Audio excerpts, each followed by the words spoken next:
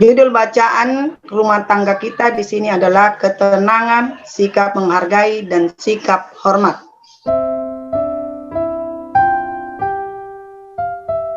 Janganlah seorang ibu membiarkan pikirannya dipenuhi oleh terlalu banyak perkara. Ini seorang ibu, ya. Ditekankan di sini seorang ibu karena memang yang kita ketahui di dalam rumah tangga lebih banyak peran seorang ibu terhadap anak-anak, ya, dibanding seorang bapak. Dengan ketekunan dan kewaspadaan yang sungguh-sungguh, ia harus mengawasi anaknya yang masih kecil. Bahkan dikatakan kepada kita sejak dari kandungan harus kita didik dengan membiasakan hal-hal yang baik. Jikalau dibiarkan, akan mengikuti setiap yang timbul dari dalam hati mereka yang tidak terlatih dan tidak terdidik itu. Di dalam kegairahan semangat mereka, mereka akan menimbulkan keributan dan kegaduhan di dalam rumah. Hal ini harus diawasi.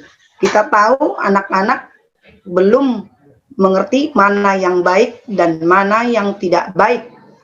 Jadi di sini dikatakan seorang ibu harus mengawasi, harus mengajari, mendidik dan melatih supaya anak-anak ini bisa terlatih.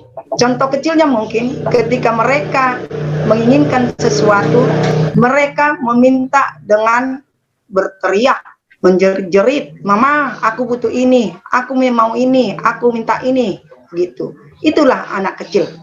Inilah yang tidak bisa kita biarkan.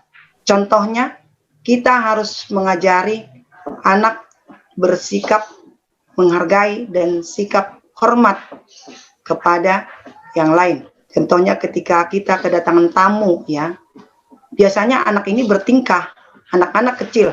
Nggak tahu kalau di rumah saudara-saudara begitu. Kalau yang saya alami ada, ketika ada tamu orang lain di rumah, ini banyak tingkah, ya, kayak seolah-olah cari perhatian, ya. Jadi ini yang perlu kita beritahu kepadanya, bahwa setiap ada orang lain di rumah atau ketika kita kedatangan tamu, bisa dikatakan begitu, kita katakan anak ini harus bersikap diam sebagai rasa hormat dia kepada tamu tersebut.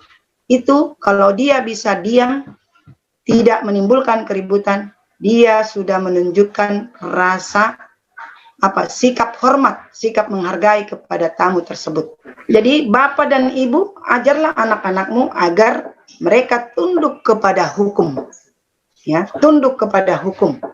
Jangan biarkan mereka berpikir bahwa mereka, karena mereka anak-anak, adalah kesempatan bagi mereka untuk mengadakan segala keributan yang mereka inginkan. Nah, ini tidak bisa. Mungkin kita buat peraturan, ya, sebagai orang tua, terapkan peraturan bahwa ketika mereka anak-anak bukan berarti semau-maunya mereka, ada aturan, ya, yang mereka harus turuti. Peraturan-peraturan yang bijaksana harus diadakan dan dijalankan. Tentunya peraturan yang bijaksana, ya, bukan berarti kita harus tekan dulu dia, kita bahkan kita marahi, kita pukul supaya dia tahu diam kalau ada tamu. Bukan begitu solusinya, bukan begitu yang diminta, tapi dikatakan di sini peraturan yang bijaksana. Bagaimana kita untuk mengarahkan supaya anak-anak itu dapat mengerti. Salah besar katanya kepada orang tua kalau kita tidak mencegah hal-hal yang demikian.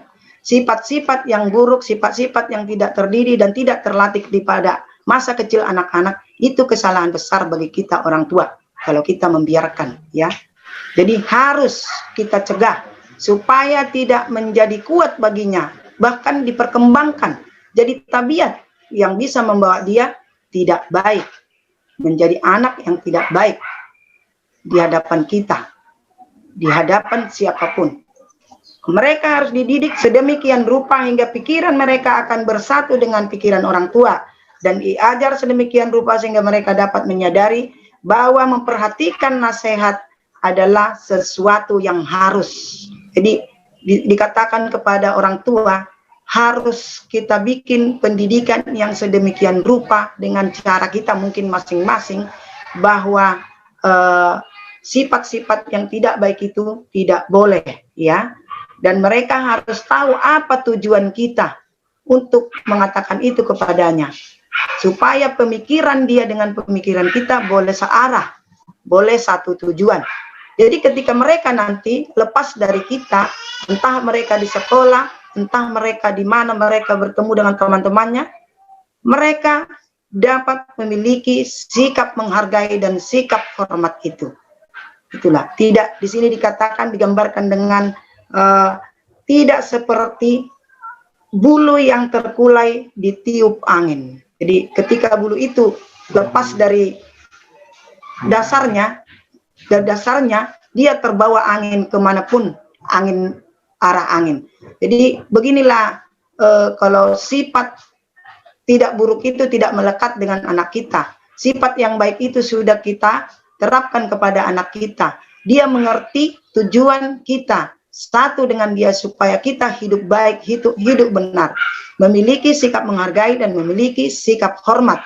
Kemanapun dia pergi, dia akan bisa menerapkan itu dalam hidupnya, sehingga dia bisa menjadi terang dimanapun dia berada.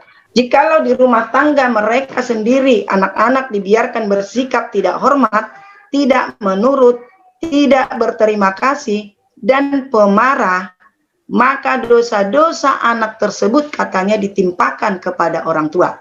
Ini sangat sedih, ya. Padahal saya tahu semua orang tua pasti menginginkan yang terbaik bagi anaknya. Tapi ketika si anak ini tidak bisa mengerti dengan apa yang kita berikan, dengan apa yang kita mau, dengan apa yang kita terapkan itu membawa dia ke dalam kebaikan, ke dalam kebenaran, inilah dosanya katanya ditimpakan kepada kita.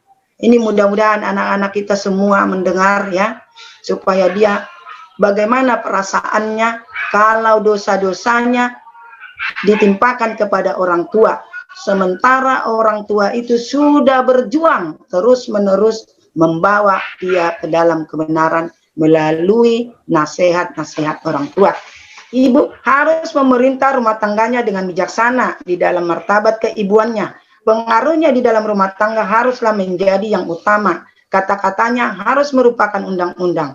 Jikalau ia adalah seorang pengikut Tuhan di bawah pengadilan Allah, ia akan memperoleh hormat dari anak-anaknya. Jadi di sini dikatakan orang tua harus menunjukkan sikap hormat terhadap anak. Jangan mentang-mentang kita orang tua sih maunya kita. Itu juga tidak boleh. Biarlah contoh kita menghargai anak-anak itu, menghormati anak-anak itu bisa dia lihat dari kita, supaya dia mengerti akan sikap hormat yang harus dia miliki. Nah, dan jangan katanya kita membiarkan anak-anak itu mengucapkan sepatah kata pun yang tidak hormat terhadap kita orang tua. Jadi ketika anak berkata tidak hormat terhadap kita, di situ kita harus tegas. Seorang ibu di sini nyatakan harus tegas. Nyatakan kalau itu tidak bisa. Jangan sampai terulang.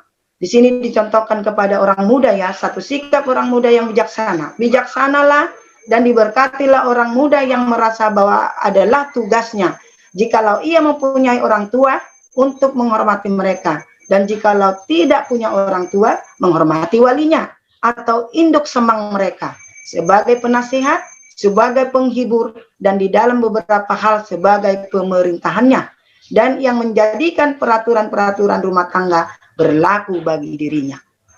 Ini sikap dari orang muda yang bijaksana, itu akan terlihat, akan menghargai siapapun, orang tuanya atau walinya atau siapapun yang dia harus dia hargai.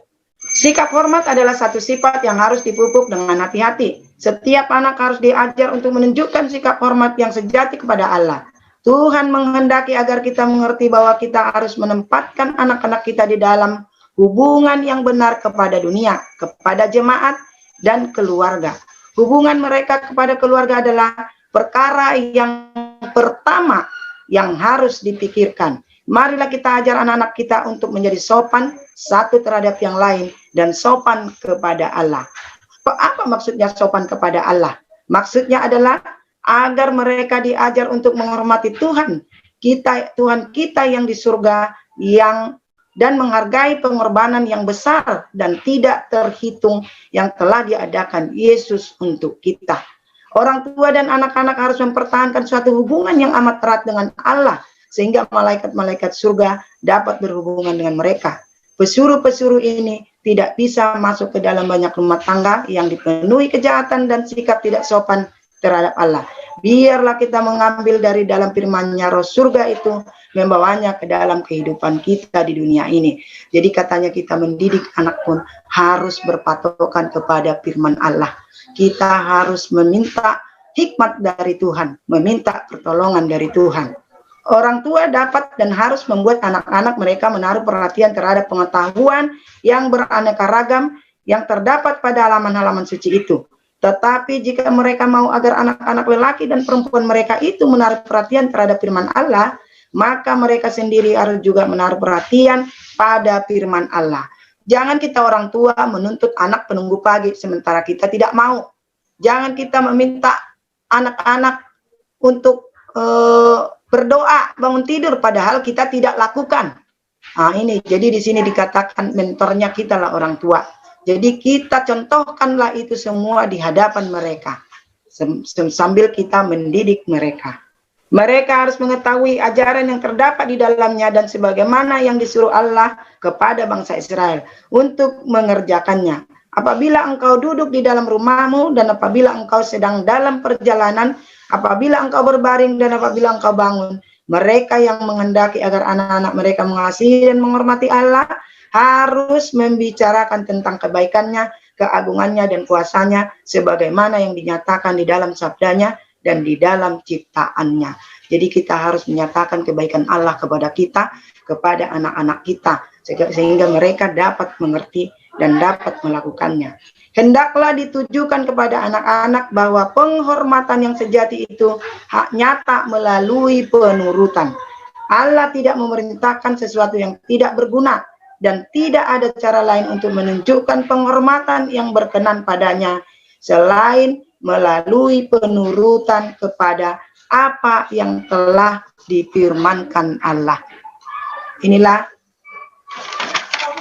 bacaan rumah tangga kita. Semoga pelajaran ini boleh membawa orang tua dan anak-anak mengerti akan tujuan keluarga kita sebagai keluarga Kristen, keluarga yang harus membayangkan surga setiap saat. Terima kasih.